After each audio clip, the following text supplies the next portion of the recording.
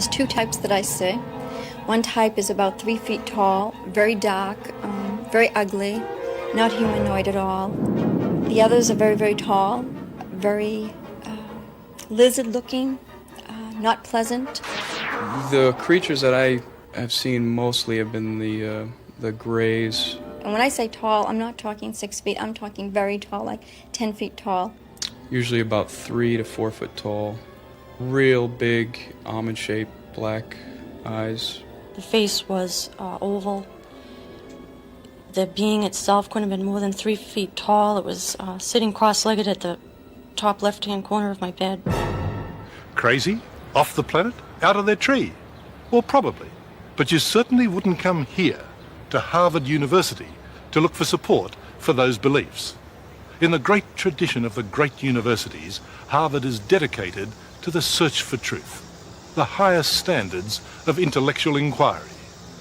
But now, the Harvard University Medical School is embracing little grey men. Little grey men from outer space who actually abduct humans.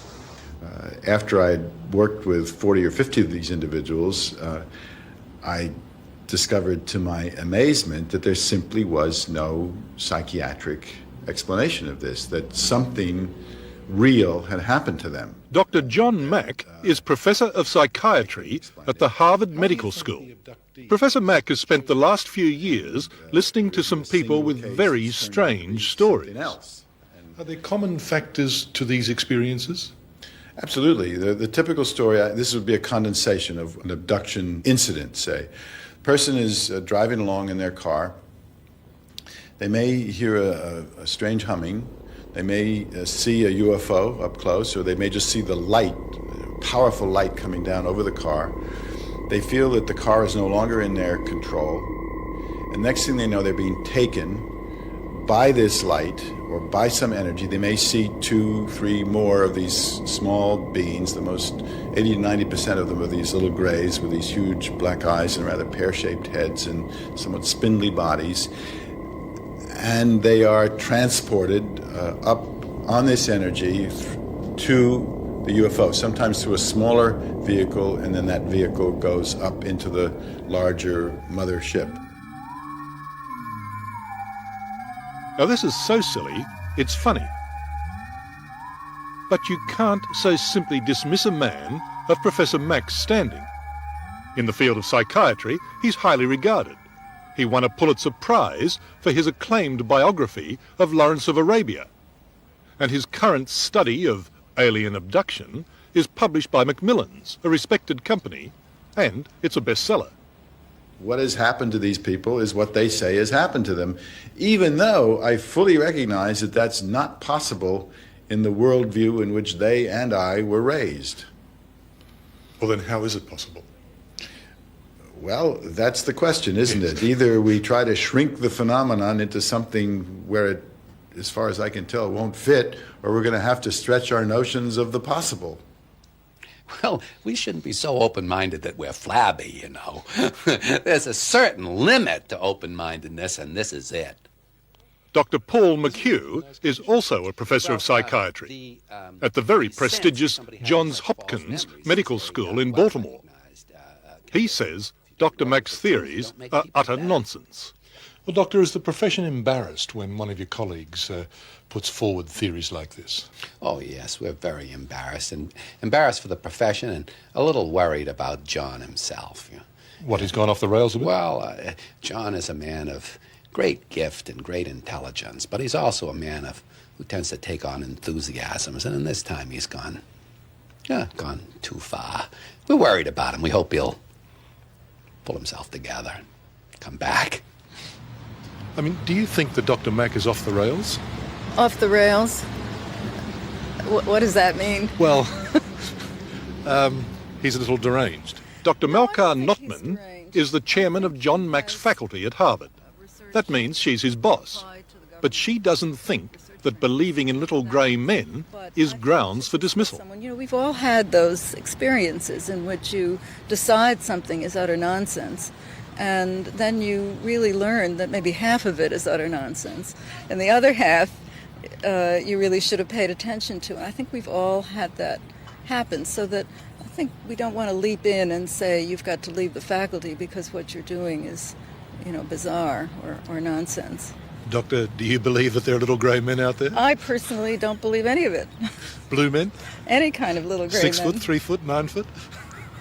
Well, my experiences started when I was very young. I can remember as far back as 6 years old, being in my room, just going to bed, and then aware that there were 6 light shafts coming down through the ceiling and would stand around my bed and start turning into a human-like looking form. They do seem to be able to walk through walls and materialize. I thought for a while they were ghosts when I was younger, but these beings materialize into a physical form, so it's hard to say. They might be from another dimension, so to speak, or anything like that. This being rushed at me across the bed. She had a tool in her hand and she was performing some mysterious procedure on me. What did it involve? I wasn't allowed to lift my head, so all I could see was what I could see looking down across my face. And I saw the tool. I don't even want to know what she was doing. It was horrible. It was frightening, and it lasted a long time. Yeah, they aren't quote unquote. For those who have been abducted by aliens, there's a support group with its headquarters just 5 minutes from Harvard. Most of the abductees seem to live near Boston and are patients of Dr. Mack, which makes you wonder how the aliens choose their victims. I have no idea how the abductees are chosen. They seem to cut across every socioeconomic level. They seem to be, this is kind of paradoxical since everyone's always trying to blame this on psychopathology, they seem to be unusually mentally sound. In other words, they seem to pick people who are particularly strong, stable, open-minded. I'm not saying that these people who are making these claims are wild people in themselves. They have just developed a wild idea. And we have plenty of patients and plenty of people that have quite strange and false ideas about themselves. For example, feeling that they're a woman when they're a man, or feeling they're fat when they're as thin as a rake. We have all kinds of people like that, and we try to help them to see reality for what it is, not go along with their idea as though they were the judges of truth. There's a certain sensation that you feel when they are around. It's not something you go looking for. It's all of a sudden, it's a sensation within your cell structure, actually. Has Professor Mack been a helper? He's been a big help. The biggest thing he's done for me is because of who he is. I went to him because I really wanted him to tell me that, I was hallucinating, there was something physiologically wrong with me, or maybe I was just plain crazy. And he didn't. And after listening to me, and he looked me right in the eye and said, you're not crazy. Is it possible that Dr. Mack has stumbled upon a whole new area of psychiatry? No, in fact, all he has discovered is a phenomenon that's been known to psychiatry for decades. In fact, here in this According to Dr. McHugh, the type of stories told by John Mack's patients were first classified as false memories in a psychiatric textbook published in 1912. Is there any danger in what he's doing? Oh, I think there is, yes, and I quite clearly believe that these patients that he is claiming have been abducted, do have psychological problems, and those problems are being masked by this idea that the explanation is this crazy one. Did you ever think you were going crazy? No. Nope. The only thing that I thought might be possible is that there was something that was causing a very consistent experience. What that something was, I didn't know, but I never thought that I was crazy.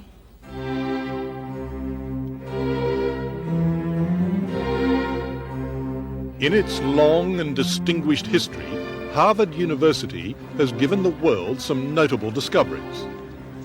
It's just hard to believe, though, that aliens from outer space is one of them. John Mack may be off with the pixies, or the aliens, but he still draws a healthy salary, and Harvard professors are never, ever sacked. Well, sir, Harvard professor or not, anyone who believes what you do would believe anything.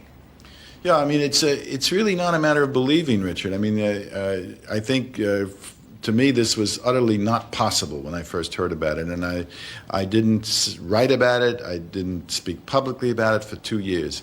This grew out of the experiences of case after case after case. So it was not like believing anything. I came cautiously, reluctantly, gradually to take this as seriously as I did. He's taken up an idea that, well, it's at its root incoherent. It doesn't make any sense. And he has no evidence for it either. The two of those things combined makes you think that John has lost it this time. In the end, Professor McHugh says it's not a laughing matter. Psychiatrists have a duty of care for their patients. One can propose almost anything in relationship to reality, but eventually the time has come to prove it and not simply assert it.